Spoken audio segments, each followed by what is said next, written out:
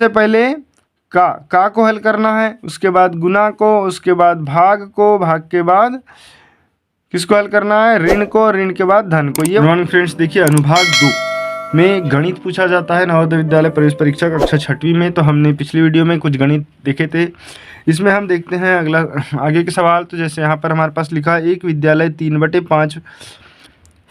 में 3/5 बच्चे लड़के हैं और तथा लड़कियों की संख्या 800 है। ठीक है, तो लड़कों की संख्या हमको बताना है। तो फ्रेंड्स जो ये सवाल यदि ऊपर के आपने नहीं देखे हैं तो उसका लिंक आपको डिस्क्रिप्शन में मिल जाएगा, वहाँ से आप देख सकते हैं। देखिए इसको कैसे हल करना है, बहुत ही सरल विधि है, ज़्यादा आपको कुछ नहीं, बस 4 से 5 सेकंड लगेंगे। बहुत सारा ट्रिक बताएंगे इस वीडियो में। जैसे देखिए बच्चे कितने हैं, लड़के कितने हैं, यहाँ पर हमको देख लेना है पहले। तो लड़कों की संख्या, तो फ्रेंड्स जो लड़कों की संख्या है ये कितनी है, कुल संख्या का 3/5 है, 3/5। देखिए कोई भी संख्या एक होती है, ठीक है, कोई भी संख्या कितनी होती है, एक मतलब यदि 5 में 5 का भाग दे दिए तो 1 होएगा, तो 5/5 होगी, कुल संख्या 5/5। तो लड़कियों की संख्या, अब देखिए लड़कियों की जो संख्या होगी वो कितनी होगी, एक में से ये 3/5 को घटा देंगे तो कितना बच जाएगा, ये 5 आ जाएगा, तो 5 ऋण 3/5 मतलब 2/5। ठीक है, क्योंकि 5/5 है कुल संख्या, तो 3/5 हो गई लड़के, तो 2/5 हो जाएंगे लड़कियां। अब देखिए लड़कियों की संख्या कितनी है फ्रेंड्स, 800। हमको क्या पता करना है, लड़कों की संख्या। तो कुल संख्या x है, तो x का 2/5 क्या है, लड़की, तो x का 2/5 बराबर लड़कियों की संख्या होगी, कुल संख्या तो x मान लिए, तो ये कितनी हो जाएगी, 800, तो बराबर क्या हो गया, 800। ठीक है, तो ये x बराबर हो जाएगा 800 गुणित 5 भागित 2, ये हो गई टोटल संख्या। अब हमको लड़कों की संख्या निकालना है, किसकी पूछा है यहाँ, लड़कों की संख्या। तो लड़कों की संख्या, तो लड़कों की संख्या कितनी है, कुल संख्या कितनी माने हमने, x। ठीक है, तो कुल संख्या x का कितनी है, 3/5, तो इसमें हम 3/5 का गुणा कर देंगे। अब देखिए कुल x का मान हमने कितना निकाले हैं, 800 गुणित 5/2 गुणित ये 3/5, मतलब आपको पहले कुल संख्या निकाल लेना है और कुल संख्या में लड़कों की का अनुपात का गुणा कर देना है। तो कुल संख्या निकल गई है इतनी, है ना, 800 गुणित 5/2 और उसमें 3/5 का गुणा कर देंगे। अब देखिए ये वाले 5 से 5 कट गया और इस 2 का भाग 8 में कितने बार जाएगा, 4 बार, तो ये हो गया 400 गुणित ये 3, तो 4 तिया 1200, मतलब 1200 जो होंगे क्या होंगे, लड़के होंगे। तो ये ऑप्शन नंबर आपका तीसरा आ जाएगा सत्य। ठीक है, नेक्स्ट क्वेश्चन देख लेते हैं। अगला सवाल हमारे पास लिखा हुआ है कि 2,02,000 को अंकों द्वारा लिखने पर प्राप्त होगा। देखिए 2,02,000, यहाँ पर पढ़ के देख लेना आपको। यहाँ पर देखिए यहाँ मात्र क्या लिखा है, इकाई दहाई सैकड़ा, तो 200 है ये, यहाँ पे इकाई दहाई सैकड़ा तो ये भी 200 है, इकाई दहाई सैकड़ा हज़ार तो ये 2000 है। ठीक है, 1000 10,000 लाख, तो 2,02,000 इस तरीके से लिखेंगे, 20 फिर 2000। ठीक है, अब 6 अंकों की छोटी से छोटी संख्या तथा 4 अंकों की बड़ी से बड़ी संख्या में अंतर। तो सबसे पहले हमको छोटी से छोटी संख्या लिख लेना है और बड़ी से बड़ी संख्या लिख लेना है। तो देखिए जब भी आप बड़ी से बड़ी संख्या, तो सबसे पहले आपको छोटी संख्या समझ लेना है और बड़ी संख्या। देखिए छोटी संख्या आप जब भी देखते हो तो 2 अंकों की छोटा सा सवाल ले लीजिए, सबसे छोटी संख्या 2 अंकों की कितनी हो जाएगी, 2 अंकों की। ठीक है, 2 अंकों की कितनी होगी, 10। ठीक है, और बड़ी संख्या यदि आप देखोगे तो कितनी हो जाएगी, 99 होगी ना। उसी प्रकार 4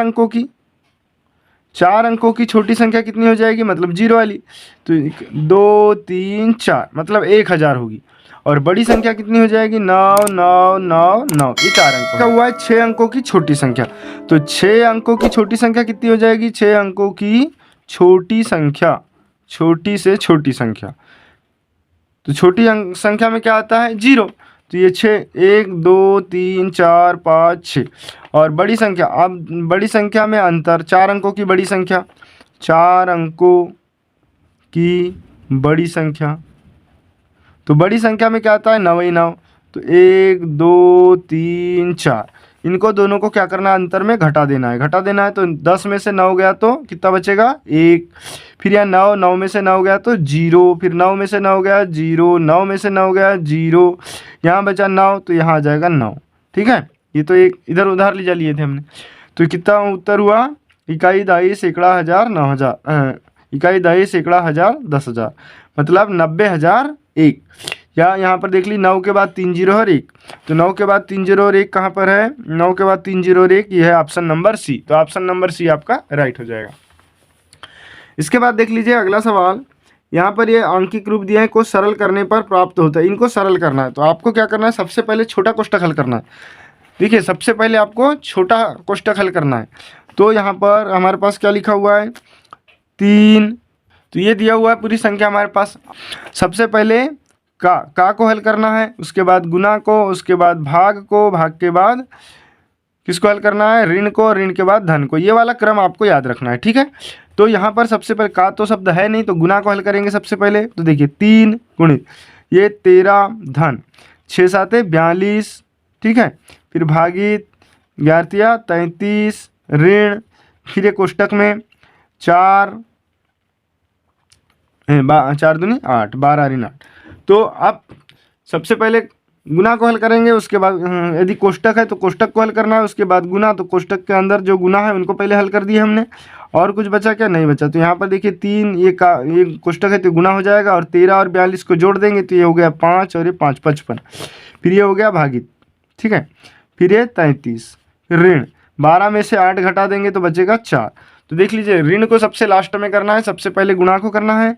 तो ये हो गया 3 गुणित 55 भागित 33, इसको भाग दीजिए, 11 का 11 5 55, 11 33, और 3 का 3 से 3 कट गया तो बचा 5। तो ये वाला पूरा हल हो गया। बचा ऋण, तो 5 ऋण 4, तो ये हो गया 5 ऋण 4 बराबर कितना आ गया, 1। तो इसका उत्तर आ जाएगा 1। इस तरीके से आपको हल करना है। ठीक है फ्रेंड्स, अब यहाँ पर देख लीजिए उत्तर क्या आ जाएगा, ऑप्शन नंबर 2 में दिया हुआ है। इसके बाद प्रथम 4 अभाज्य संख्याओं का योगफल क्या होगा। देखिए अभाज्य संख्या पूछा है, ठीक है, तो यहाँ पर अभाज्य संख्या आपको सबसे पहले लिख लेना है, प्रथम 4। तो यहाँ लिख लेंगे हम प्रथम 4 अभाज्य संख्या, अभाज्य संख्या। तो आपको पहले मालूम होना चाहिए कि भाज्य कौन सी होती है, अभाज्य कौन सी होती है। तो देखिए जिसमें स्वयं को छोड़कर दूसरी किसी भी संख्या का यदि भाग जाता है तो वो भाज्य कहलाती है। तो देखिए 1 को तो छोड़ देते हैं, ठीक है, तो 2 हो गया, है ना, तो 2 में किसी का भाग जाता है क्या, नहीं जाता। फिर 3 में भी नहीं जाता, तो 2 3 4 में किसका भाग जाएगा, 2 का भाग जाता है 4 के अलावा, तो 4 नहीं आएगा। 5 में किसी का भाग नहीं जाता तो 5 आ जाएगा। 6 में भाग जाता है, 7 में किसी का भाग नहीं जाता तो 7 आ जाएगा। ठीक है, तो ये प्रथम 4 अभाज्य संख्या हो जाएगी। अब क्या करना है, इनका योगफल ज्ञात करना है। तो इनका योगफल हम निकाल लेंगे, जोड़ देंगे सबको। तो 2 धन 3 धन 5 धन 7, तो कितना हो गया, 10 और 7 17 हो गया। ठीक है, तो कितना आया, 17। हमको क्या पूछा है, प्रथम 4 अभाज्य संख्याओं का योगफल क्या होगा, तो 17 होगा। इसके बाद 12 सही 1/16 का दशमलव समतुल्य होगा। तो दशमलव रूप बताना है। तो देखिए यहाँ लिखा है 12 सही 1/16, तो 1 में 16 का भाग देना है। तो ये देखिए 12 दशमलव, ये 12 लिखा है तो 12 दशमलव हो गया, और 1/16 का हमको भाग देना है। तो 16 का भाग नहीं जाता, आपको सरल विधि से भाग विधि समझा देता हूँ मैं। यहाँ पर देखिए 1 में यदि 16 का आप भाग दे रहे हैं तो कितने बार जाएगा, भाग नहीं जाता, तो यहाँ शून्य लगा देंगे, यहाँ भी शून्य लगा देंगे, और यहाँ पर दशमलव लगा देंगे। ठीक है, दशमलव हमने लगा दिए हैं, तो एक बार फिर से भाग दे सकते हैं। दशमलव लगा दिए तो हमने 1 0 उतार दिए, फिर भी 16 का भाग नहीं जा रहा है, तो यहाँ पर 1 0 लिखेंगे, और यहाँ पर भी 1 0 लिख देंगे। ठीक है, अब देखिए 100 हो गया, तो 16 का भाग कितने बार जाएगा, 16 छक्का 96, तो 6 बार गया, उतार लाए 4, यहाँ दशमलव लग चुका है इसीलिए 1 0 उतार लेंगे। अब 40 में भाग देंगे तो 16 48 ज़्यादा होता है, तो 16 दूनी 32, अब यहाँ पर 32 लिखेंगे, फिर 8 बचा, फिर 1 0 उतार लेंगे, तो 16 पंचे 80, तो ये 80 पूरा भाग चलेगा। मतलब क्या आ गया, 16 के बाद 12.0625। अब ये वाला आपका ऑप्शन देख लीजिए आप, 12.0625। अब यहाँ पर कहाँ पर है देख लीजिए, यहाँ नहीं है, ये सेकंड थर्ड में है 12.0625। 6 2 5, तो ऑप्शन नंबर थर्ड आपका राइट हो जाएगा। ठीक है फ्रेंड्स, इसके बाद देख लीजिए अगला सवाल क्या लिखा हुआ है कि वह कौन सी संख्या है जो 4 8 और 6 तीनों संख्याओं का गुणज है। तो तीनों का जब गुणज पूछा है तो हम इनको क्या निकालना है, एलसीएम निकाल लेना है। तो 4 8 और 6 का एलसीएम निकाल लेंगे, तो 4 8 और 6 का एलसीएम तो एलसीएम नहीं निकालने आता तो देख लीजिए, इसको भी थोड़ा समझ लो। यहाँ लिखना है 4 8 और 6 किसका भाग जाएगा, 2 का भाग सब में जाएगा, तो 2 दूनी 4, 2 चौके 8, 2 तिया 6। अब फिर 2 का जाएगा तो 2 एका 2, 2 दूनी 4 और ये 3 जैसा का वैसा।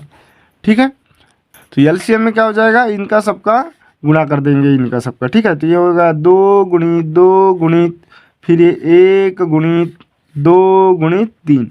अब देख लीजिए सबका गुणा करके तो क्या हो गया, 2 दूनी 4, 4 एका 4, 4 दूनी 8 और 8 3 24। तो इनका एलसीएम कितना आ गया, 24। अब 24 का इसमें जिसमें भी भाग जाएगा वो इसका क्या होगा, गुणज होगा। ठीक है, तो यहाँ पर यदि आप हल करके देखेंगे तो 696 में 24 का भाग जाता है। ठीक है, इसका ऑप्शन नंबर थर्ड उत्तर हो जाएगा, क्योंकि आपको भाग देके देखना है किसमें भाग जाता है। तो ये थर्ड क्या होगा, 696 उत्तर हो जाएगा। ठीक है, अगला है वह बड़ी से बड़ी संख्या जो 270 तथा 426 को भाग करने पर प्रत्येक अवस्था में 6 शेषफल देती है, कौन सी है। तो जब भी आपको घट रही का सवाल आएगा, जैसे यहाँ पर लिखा है बड़ी से बड़ी 270 और 426 को भाग करने पर अवस्था में 6 शेषफल बचता है, तो 6 शेषफल बच रहा है, इसलिए इन दोनों में से 6 को घटा देना है और जो भी बचेगा उनका क्या निकाल लेना है, महत्तम समापवर्त। ठीक है, तो हम यहाँ पर देखिए 270 में यदि 6 आप घटाएंगे तो कितना बचेगा, 264, और ये 426 में 6 घटाएंगे तो बचेगा 420। इन दोनों का क्या निकाल लेना है, महत्तम समापवर्त। क्या निकाल लेना है, महत्तम समापवर्त। अब दोनों का महत्तम समापवर्त निकाल लेते हैं। तो देखिए बहुत ही आसान तरीका है इसका महत्तम समापवर्त निकालने का। या तो आपको दोनों के गुणनखंड कर लेना है, या फिर तो मैं यहाँ शॉर्ट ट्रिक बता देता हूँ, दोनों का गुणनखंड आपको कैसे निकालना है। ये हो गया 264। ठीक है, इसमें किसका भाग जाएगा, 2 का। ठीक, तो ये हो गया 2 एका 2, 2 तिया 6, 2 दूनी 4, फिर 2 का जाएगा 2 छक 12, फिर 1 बचा 2 छक 12, फिर 2 का जाएगा 2 तिया 6, 2 तिया 6। अब कितने का जाएगा, 11, 3 का जाएगा तो 3 11 33। ठीक, उसी प्रकार 420 का भी निकाल लेना है, 420। तो 2 का जाएगा 2 दूनी 4, 2 एका 2, 2 शून्यम 0, फिर 2 एका 2, 2 शून्यम 0, 2 पंचे 10, फिर 2 पंचे 2 का जाएगा नहीं क्योंकि ये विषम संख्या हो गई। तो 3 का जाएगा यहाँ पर 3 3 9 और बचा 1, तो 3 5 15, फिर 3 का जाएगा 3 का फिर से नहीं जाएगा। ठीक है, अब किसका जाएगा, 5 का जाएगा, तो 5 7 35। अब इनका हमको क्या निकालना है, महत्तम समापवर्त। तो देखिए इन दोनों का महत्तम समापवर्त निकालने के लिए क्या करेंगे, महत्तम समापवर्त बराबर इन दोनों में जो कॉमन है उसी को हमको लेना है। देखिए यहाँ पर 2 है, यहाँ पर भी 2 है, तो ये वाला 2 आ जाएगा। ठीक है, फिर ये 2 है, ये भी 2 है, तो ये भी 2 आ जाएगा। फिर यहाँ पर 2 है, यहाँ 2 नहीं है, यहाँ पर 3 है, ये वाला 3 आ जाएगा।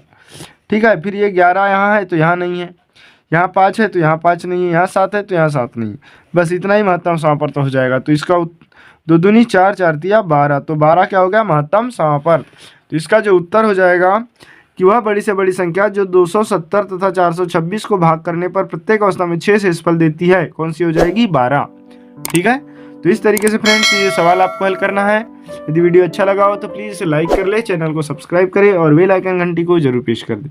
अब नेक्स्ट सवाल जो है हम अगली वीडियो में देखेंगे पार्ट 3 में।